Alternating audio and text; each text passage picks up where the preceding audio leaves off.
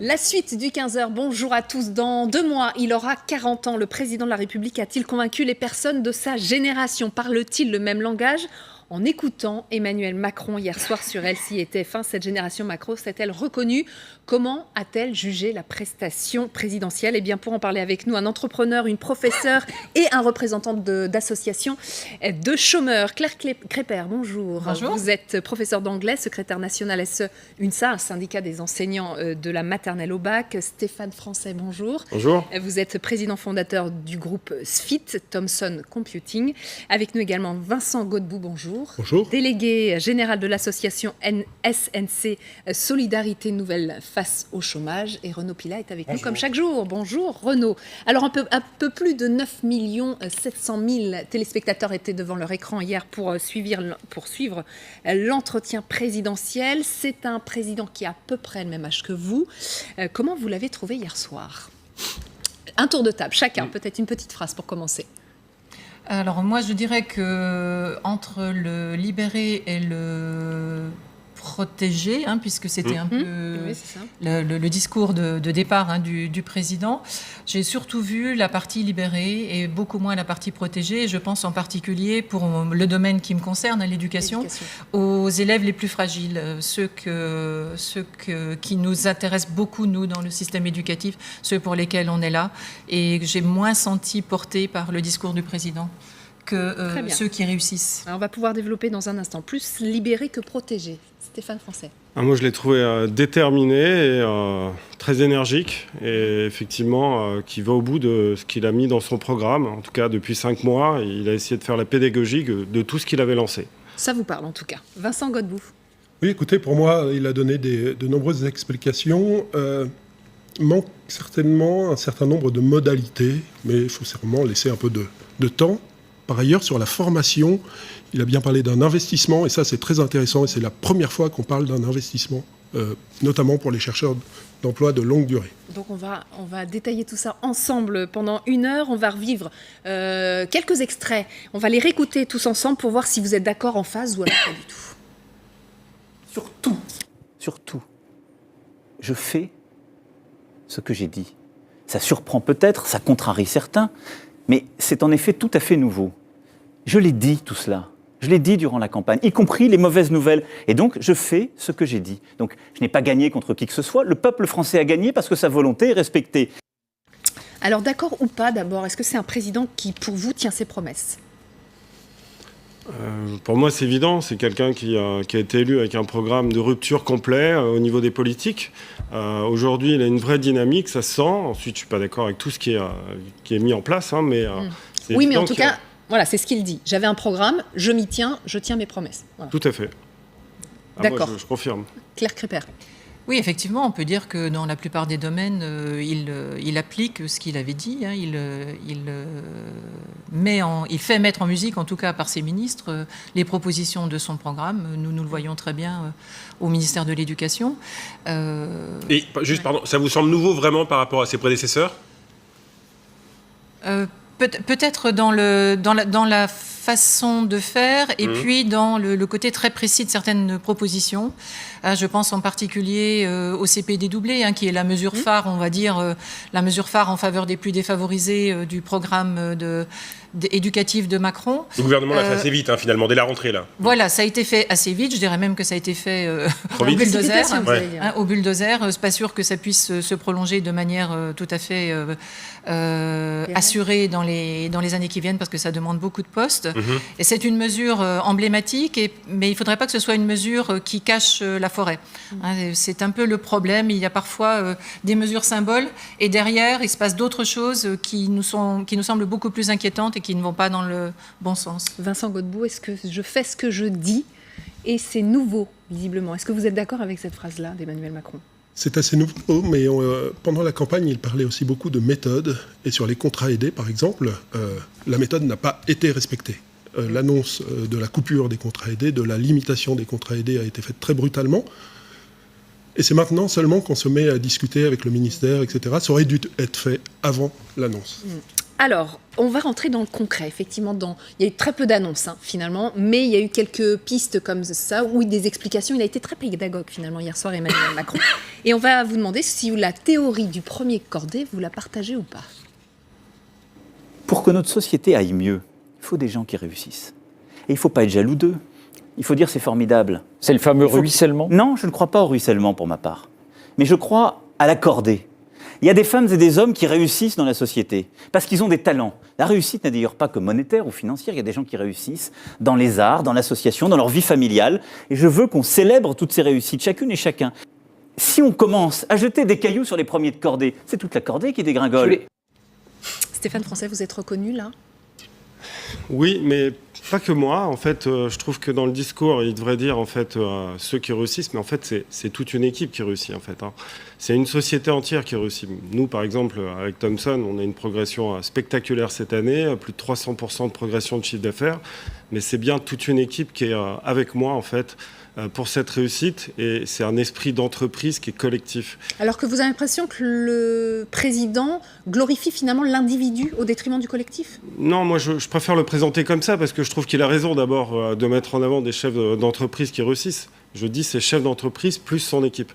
Et bien évidemment qu'il faut casser le modèle français. Je veux dire, c'est insupportable en France d'être chef d'entreprise et finalement, pour reprendre l'expression, qu'on nous jette des cailloux parce qu'on va réussir ou qu'on est en train de réussir. En fait, aujourd'hui, si on a des fers de lance qui avancent dans l'économie, et ben, ça fera avancer tout le pays. Mais jeter des pierres, c'est-à-dire c'est l'image qui est renvoyée, la jalousie supposée dont parle le président de la République. Les taxes, c'est quoi? C'est qu'on n'aime pas les patrons, on n'aime pas les riches, on n'aime pas les dirigeants? On n'aime pas les patrons en France, je vous le dis. Pourquoi? Je vais donner un exemple. Ouais. Vous avez déjà entendu un syndicaliste qui glorifie un patron? Jamais. Vous avez déjà entendu un syndicaliste qui va dire en fait qu'on doit licencier une partie du personnel pour conserver toute la société? Jamais. En fait, vous avez déjà entendu en fait une société qui va dire qu'au global, ce chef d'entreprise a ramené tant d'emplois et n'a pas pu réussir dans tous les pays, par exemple? Non, on est dans une société où finalement la réussite n'intéresse personne. Mais autour de vous, concrètement, vous sentez des proches, des collègues, des amis ou de la jalousie? Vous la sentez, cette jalousie française ou pas? Oui, on la sent. Enfin, moi, je la ressens personnellement. Je veux dire, je viens d'un milieu modeste. On a en fait beaucoup travaillé. On a un esprit d'entreprise dans la famille. On a en fait la notion de mérite qui est au cœur de ça. On s'est construit par soi-même. On s'est construit avec une équipe. Aujourd'hui, on a une belle réussite dans la société. En face de ça, il y a plein de jalousie. Donc, plein de jalousie, ça veut dire quoi? Dans votre vie quotidienne, est-ce que vous vous êtes vu déjà, par exemple, acheter une belle montre, une belle voiture et la cacher? Ouais.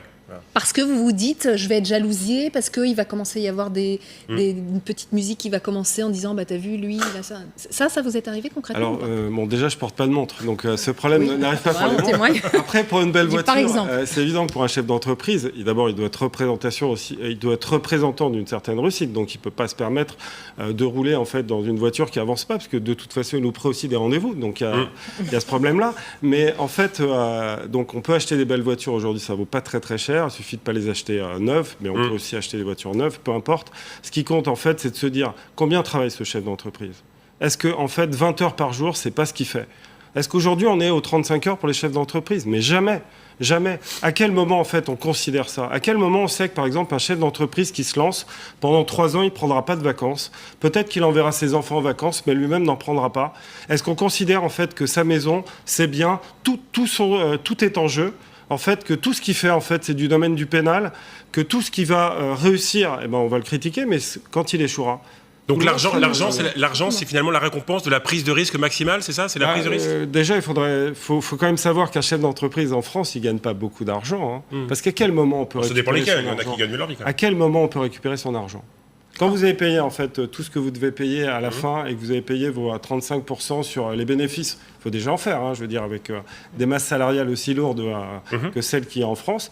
Quand vous avez en fait réussi et qu'il vous reste un peu d'argent et que vous devez prendre des dividendes, qu'est-ce que vous faites? Si vous les réinjectez, en fait, c'est très bien pour l'évolution de la société. En général, vous allez le faire. Et si vous voulez les prendre, combien est-ce qu'il vous reste?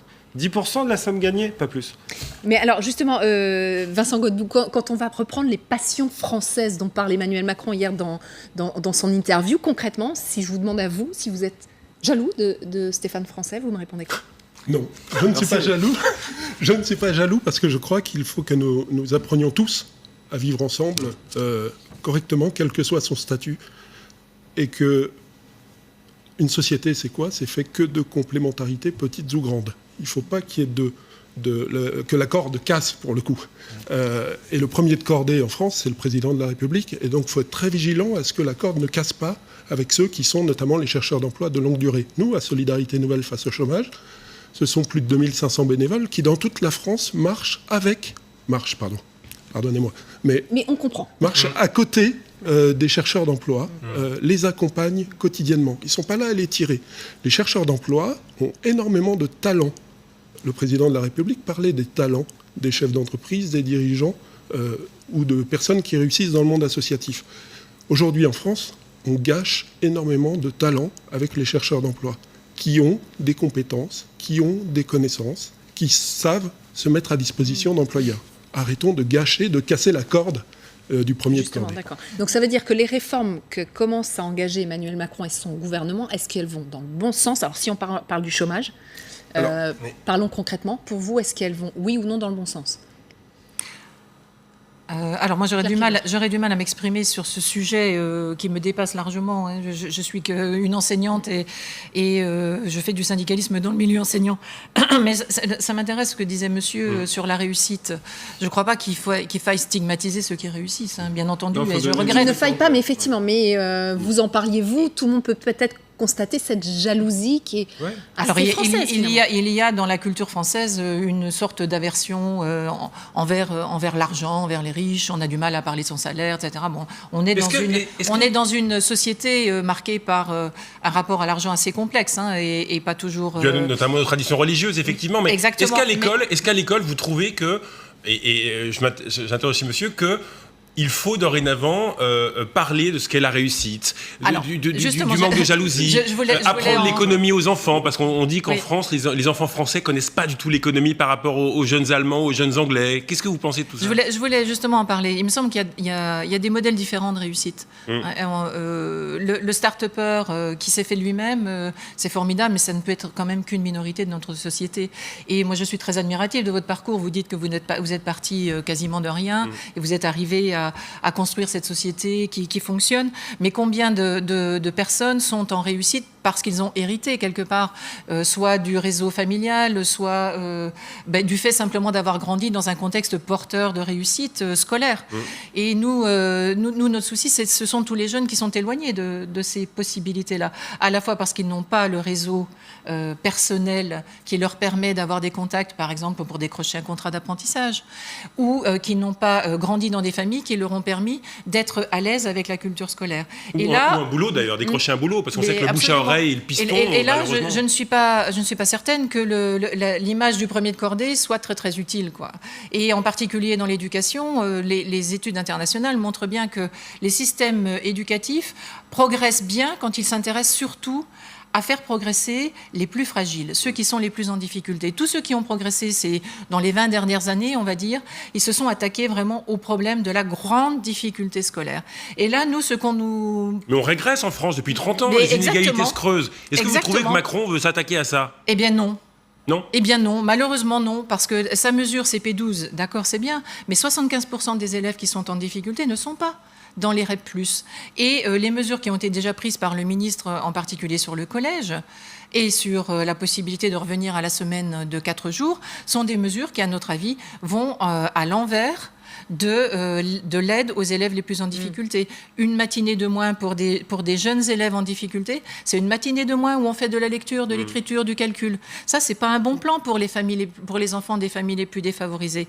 Au collège, on donne la possibilité aux équipes et au conseil d'administration de réorienter les moyens qui étaient faits pour aider au dédoublement, pour aider les élèves les plus en difficulté, pour recréer du latin et du grec. Je suis désolée, ceux qui vont profiter du latin et du grec sont d'abord les enfants des familles les plus aisées. Donc il y a un décalage, il y a un hiatus, il nous semble, entre le discours du président, auquel on peut adhérer, et les premières mesures qui sont prises. Alors juste, puisqu'on parlait de l'éducation, on va continuer à parler d'éducation. Il en a été très peu question finalement hier soir. Il a été question de l'université parce que c'est un dossier brûlant qui doit être tranché dans la semaine par le gouvernement. Et un tout petit peu de l'école, mais alors au détour presque d'une phrase. Aujourd'hui, quand vous êtes un enfant d'une famille fortunée. Vous savez lire en entrant en CP.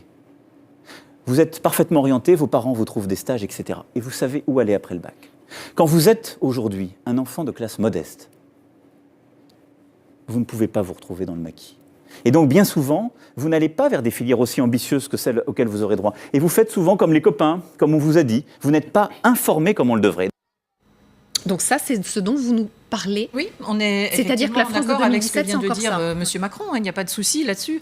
Le problème, c'est qu'est-ce qu'on construit pour que ça change. Et sur le dossier de l'orientation post-bac, entrée dans le supérieur, ce que dit M. Macron sur la jungle, on en est d'accord, mais il ne faudrait surtout pas que le résultat de tous les travaux qui sont menés en ce moment, ce soit de fermer l'accès à l'enseignement supérieur aux bacheliers professionnels ou aux bacheliers technologiques parce qu'ils y réussissent mal. Par exemple, parce que ce qui nous semble, on a l'impression que les chantiers sont pris dans un ordre qui ne convient pas. On fermerait... un peu de sélection pour entrer dans la filière de son choix à la fac après le bac. Pour vous, c'est non ? C'est pas un non définitif, mais ça ne peut pas être maintenant le choix. C'est le grand sujet du moment. Ça ne peut pas être un choix qui est fait maintenant, alors qu'on n'a pas proposé, on n'a pas construit les bonnes solutions pour les bacheliers professionnels, les bacheliers technologiques, qui pour l'instant se retrouvent à la fac faute d'être reçus, d'être pris dans les orientations qu'ils ont pourtant choisies au départ et qui étaient cohérentes avec leur parcours. Mais il y a une concertation en cours.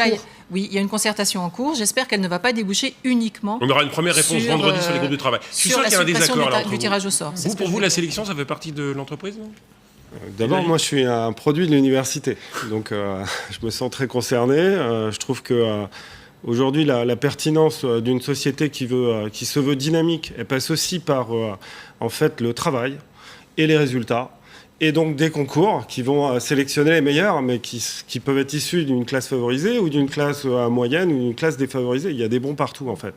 L'avantage de la France, c'est quand même on donne accès à l'enseignement. Je veux dire, on peut aller à l'université assez longtemps. Il y a quand même des bourses d'État. Il n'y a pas beaucoup de pays, en fait, dans le monde. Ça, c'est un gros avantage de la France. Il faut le maintenir.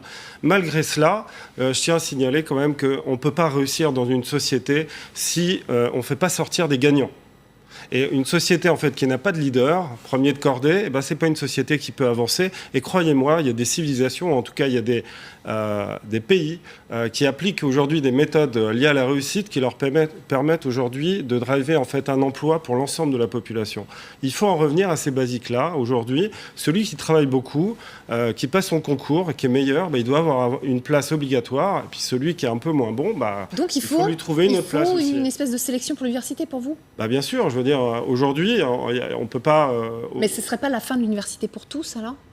En fait, l'université pour tous, ça doit être au départ. Mais je veux dire, il ne peut pas y avoir tout le monde au même niveau. Il y a bien une graduation en fait, des niveaux. Il faut bien en fait, une sélection par le concours. Je ne vois pas d'autre chose. Ou alors, ce serait comment ? Et pour vous, Macron n'a pas été assez loin. Alors, il a dû vous décevoir là-dessus. Il est resté flou.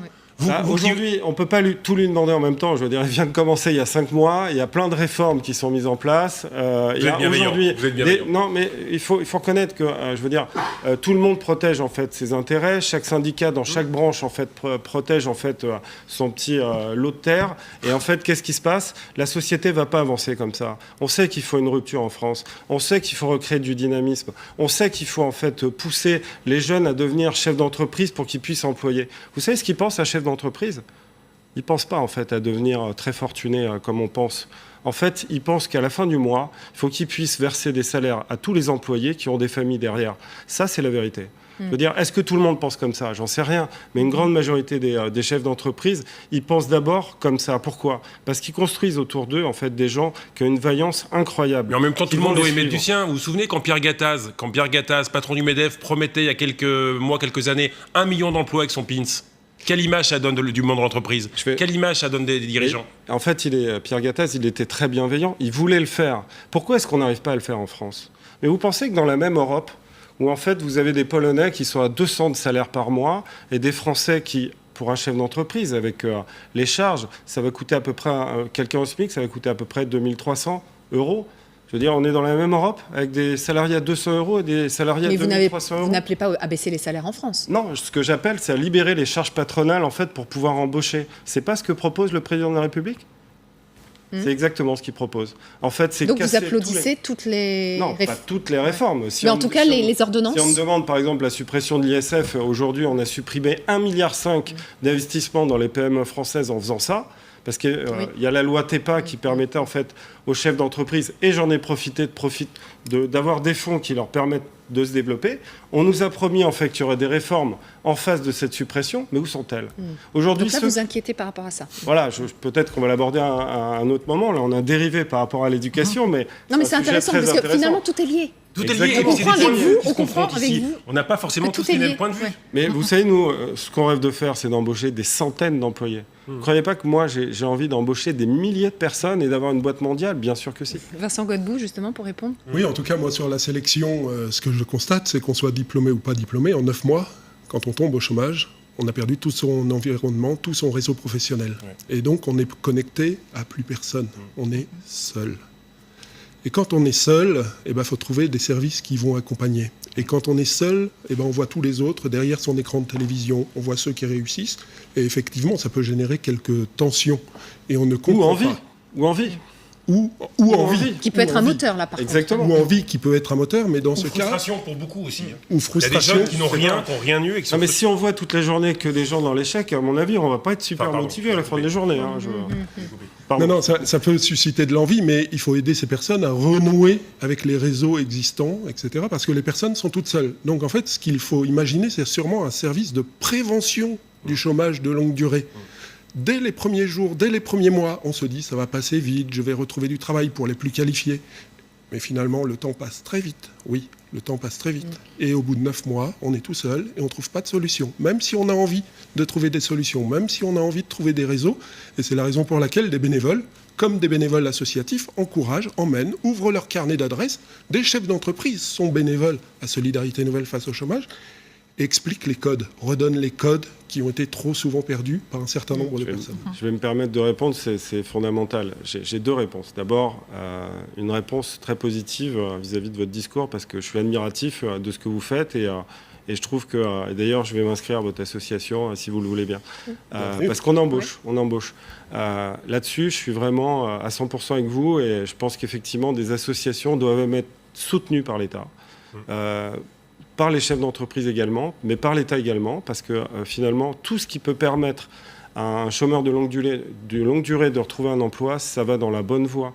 Aujourd'hui, on doit arrêter de dire, voilà, je vais vous verser un petit peu, vous allez survivre, et s'il vous plaît, criez pas trop.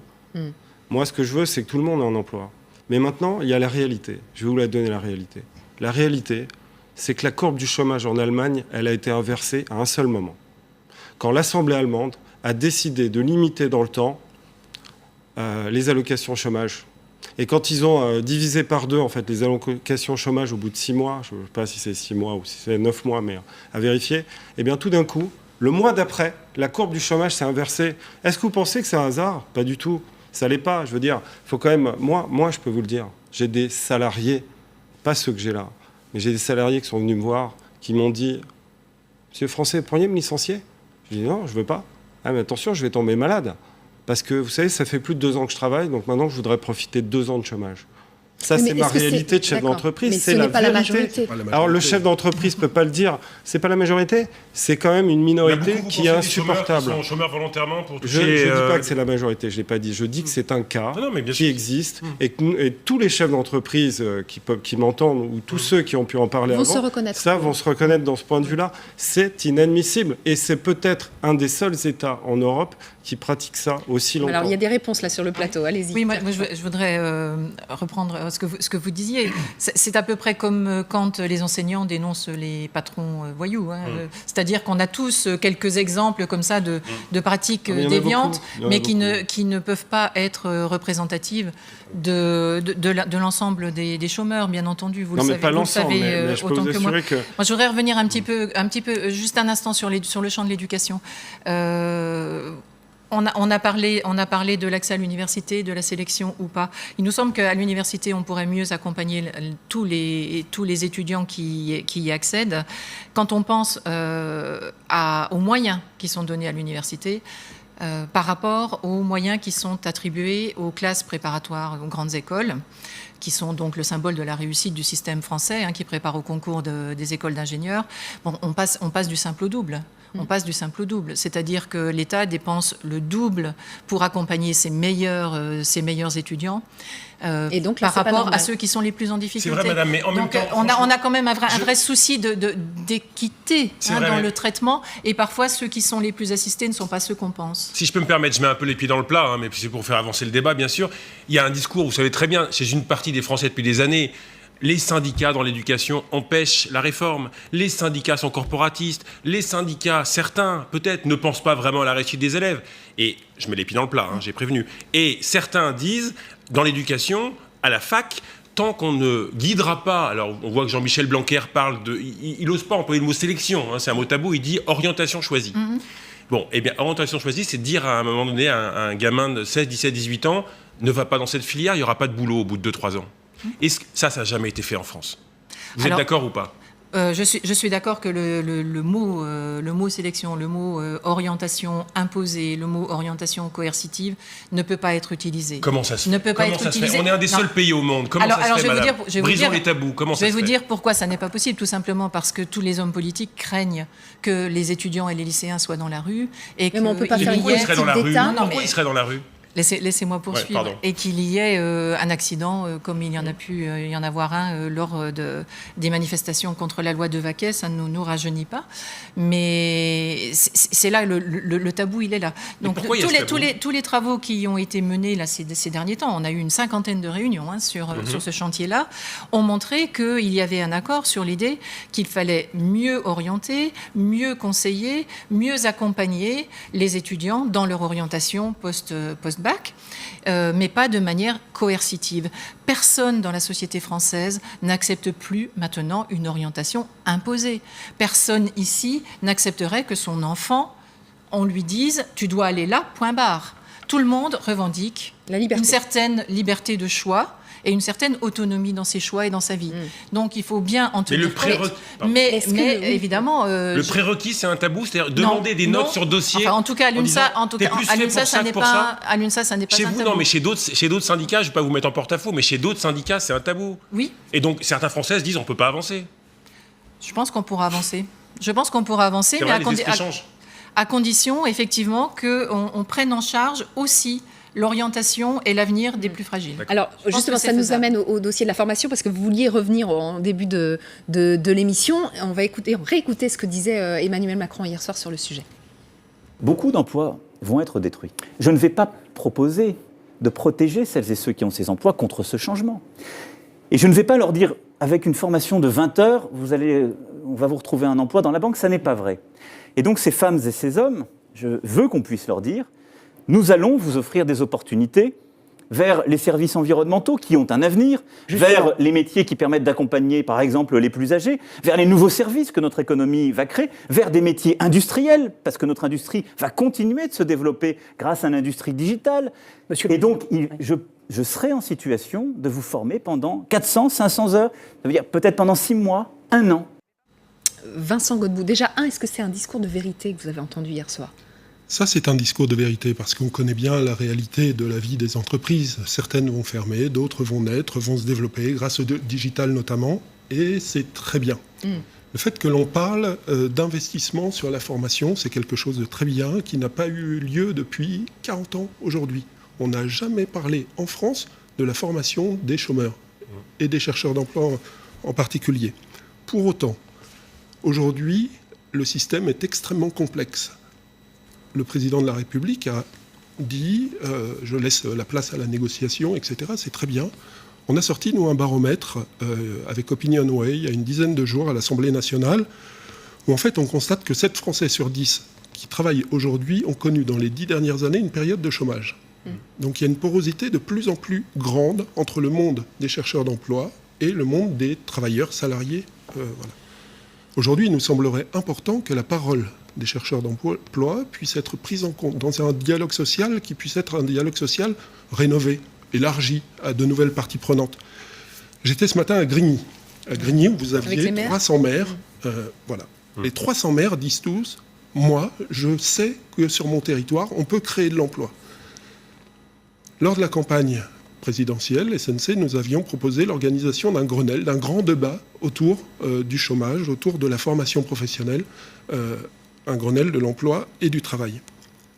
N'est-il pas temps, aujourd'hui, d'organiser ce grand débat autour des questions d'emploi et du travail qui mêlerait... Pardon ? Ça veut dire quoi ? Il y a des blocages ? Non, ça veut dire qu'aujourd'hui, on a proposé une méthode, il y a des priorités. Donc aujourd'hui, c'était la priorité ordonnance, maintenant c'est la formation. Mais dans la période où l'on va travailler la formation, où l'on va travailler l'assurance chômage, entendons la voix de ceux qui sont directement concernés. Ce sont des gens pragmatiques qui ont une capacité à dire les choses.